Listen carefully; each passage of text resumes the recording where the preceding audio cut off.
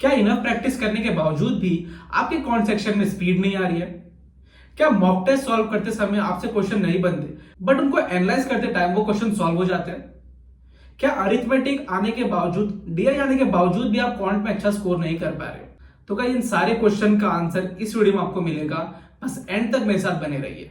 Hello guys, मेरा नाम है दुर्गेश गुप्ता एंड इन सारे क्वेश्चंस का आंसर जानेंगे हम एक क्वांट के मॉक के थ्रू। तो चलिए स्टार्ट करते हो उस मॉक को। गाइस स्टार्ट करते हैं। गाइस मैंने ये वाले मॉक को सबमिट कर दिया है ताकि मैं आपको बेटरली समझा सकूं कि क्या आपका अप्रोच होना चाहिए। गाइस कोई भी मॉक टेस्ट चालू करने से पहले, एग्जाम स्टार्ट करने से पहले आपके दिमाग में क्लियर होना चाहिए कि चाहे पेपर कैसा भी आए, मेरा फर्स्ट प्रेफरेंस क्या होगा, सेकंड प्रेफरेंस क्या होगा। उसी स्ट्रैटेजी से स्टार्ट करते हैं वाले मॉक को। देखते अगर मैं ये दे रहा होता तो मैं फर्स्ट चीज़ क्या करता। गाइस जैसे ही हम लोगों ने ये खोला तो फर्स्ट चीज़ हमें देखने मिला एक डीआई, जिसको हमें बिल्कुल टच नहीं करना, बट मेक श्योर कि आप इसको मार्क कर रहे हो। अभी मैंने ये सबमिट कर दिया तो वो मार्क वाला ऑप्शन मुझे नहीं आ रहा है, बट आप जब भी सॉल्व करोगे तो याद रखना डीआई का क्वेश्चन है तो आप उसको मार्क कर रहे हो।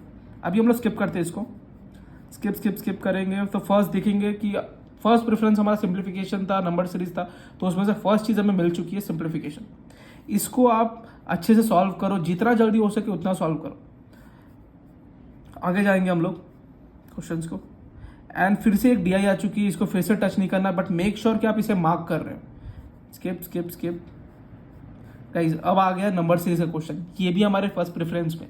Guys simplification, number series, quadratic equation, इनमें से जो भी अगर आपको पहले दिखता है मेक श्योर कि आप उनको कंप्लीट कर रहे हो। प्रेफरेंस यही होना चाहिए, फर्स्ट सिंप्लीफिकेशन का होना चाहिए, नंबर सीरीज का होना चाहिए एंड क्वाड्रेटिक इक्वेशन का होना चाहिए।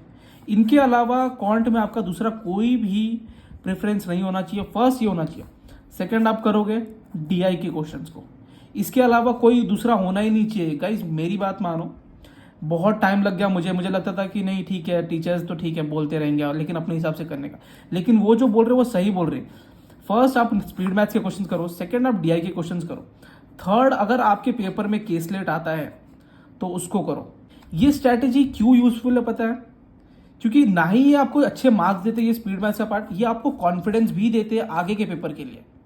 जस्ट बिकॉज ये सिंपल क्वेश्चंस है आपको अच्छे मार्क्स देके चले जाएंगे, इसलिए भी नहीं सॉल्व करना है आपको इसलिए भी सॉल्व करना है कि आपको ये कॉन्फिडेंस देंगे। आप जैसे ही इन तीनों या फिर दोनों पार्ट को कंप्लीट करोगे, आप देखोगे कि आप 10 क्वेश्चन सॉल्व कर चुके हो। वो बहुत कॉन्फिडेंस देगा आपको आपके पेपर में। तो सिंप्लीफिकेशन में ये आपके नंबर सीरीज का क्वेश्चन है, इसको भी आप कंप्लीट कर लोगे, स्किप करोगे। आगे देखोगे अर्थमेटिक बिल्कुल नहीं टच करना है अभी, आगे जाएंगे स्किप देखेंगे तो ये देखिए एक ये केसलेट का क्वेश्चन है। तो आप मेक श्योर करो कि जितने भी डीआई वाले पार्ट है, केसलेट वाले पार्ट, उनको आप मार्क कर रहे हो, ताकि नेक्स्ट टाइम जब आप यहाँ से ढूंढोगे तो आपको मिलने चाहिए क्वेश्चन, ऐसा नहीं कि आपको टाइम लग रहा है। पूरा पेपर आप मेक श्योर करो कि आप एक बार गो थ्रू कर रहे हो एंड कोई भी क्वेश्चन आप छोड़ नहीं रहे हो। पूरा पेपर आपने देख लिया, आपने पहले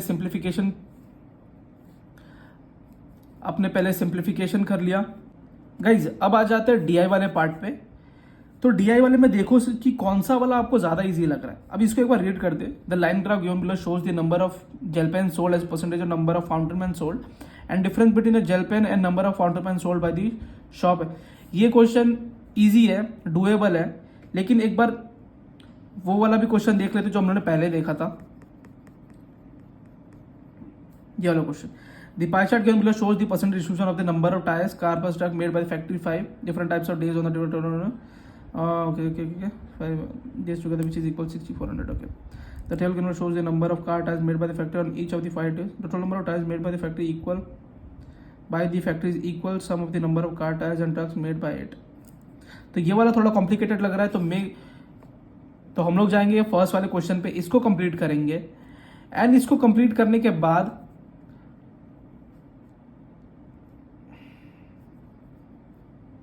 हम लोग आ जाएंगे केसलेट पे। केसलेट एक बार चाहिए तो मैं आपको सॉल्व करके दिखाता हूँ इसको। The number of tigers in a zoo is 80%, the number of tigers in zoo A is 80% of the number of lion. तो गाइस प्रेफरेंस आपको समझ में आ गया रहेगा। फर्स्ट कोई भी मॉक खोलो, आपको फर्स्ट देखना है simplification, number series, quadratic equation, चाहे आपको आखिरी क्वेश्चन तक जाना पड़े, इन्हीं को ढूंढो पहले। फिर सेकंड पे आओ डीआई के ऊपर। डीआई में 2 डीआई रहेंगे, तो दोनों में से देखो कौन सा इजी है जो फर्स्ट किया जा सकता है, उसको करो।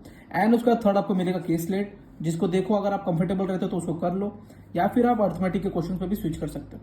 गाइज अब मैं आपको बोलना चाहता हूं, अगर आप डीआई पे लेट पहुंच रहे हो तो आपको उसका आंसर पता है कि क्यों आप लेट पहुंच रहे हो। आप इसमें वीक हो, ये नहीं कि आपका डीआई खराब है, आप इसमें वीक हो इसलिए आप डीआई पे लेट पहुंच रहे हो।